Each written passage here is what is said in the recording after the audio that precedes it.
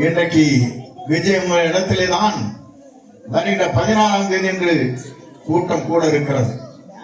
இந்த கூட்டத்தை பார்ப்பதற்கு பிறகு கொங்கு மண்டலமே வியக்க போகின்ற வரலாற்றுக்கு சொந்தக்காரர் நீங்கள், வரலாற்றை படைக்கக்கூடியவர் நீங்கள். ஒரே ஒரே இவ்வளவு பேர், அவருக்கு இவ்வளவு பேர் ஆதரவு இருக்கிறது. ஆனால் தமிழ்நாட்டில் இது போன்ற லட்சம் கிராமங்கள் இருக்கிறது. மனது விடக்கூடாது.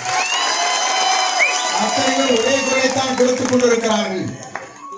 இருக்கிற குழந்தையை கேட்டால் சொல்லுகிறது தாயிடத்திலும் தந்தையிடத்திலும் இந்த முறை விஜய்க்குத்தான் ஓட்டு போட வேண்டும்.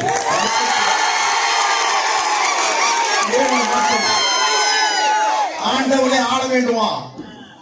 மற்றவருக்கு இந்த வாய்ப்பு கிடைக்க கூடாதா? ஏன் அவர் ஆட்சிக்கு வரக்கூடாது? நல்லாட்சி தமிழகத்தை நடத்துவதற்கு ஒரு புதிய முகத்தை தேடிக் கொண்டிருந்தீர்கள், கிடைத்து விட்டார்.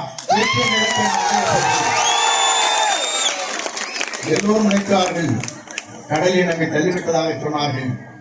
நான் கப்பலில் ஏறி வந்து விஜயை கண்டு சந்து கொண்டிருக்கிறேன். நீங்கள்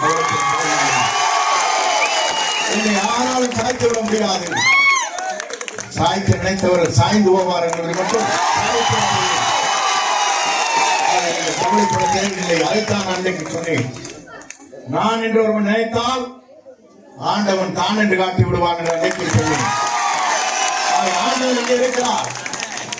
ஆளப்போவது விஜயதான்.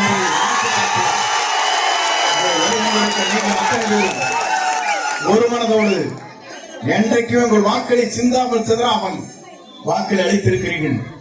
நிறைவேறவில்லை. நமக்கு சின்னம் கிடைக்கப் போகிறது எனக்கு தெரியும். ஆனால் வெளியே சொல்லக்கூடாது.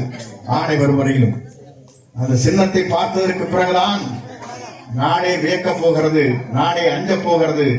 ஏன் சொன்னால் இவரை வெல்வதற்கு இனி தமிழகத்திலே எந்த வாருங்கள் வெற்றியை தேடித்தான்.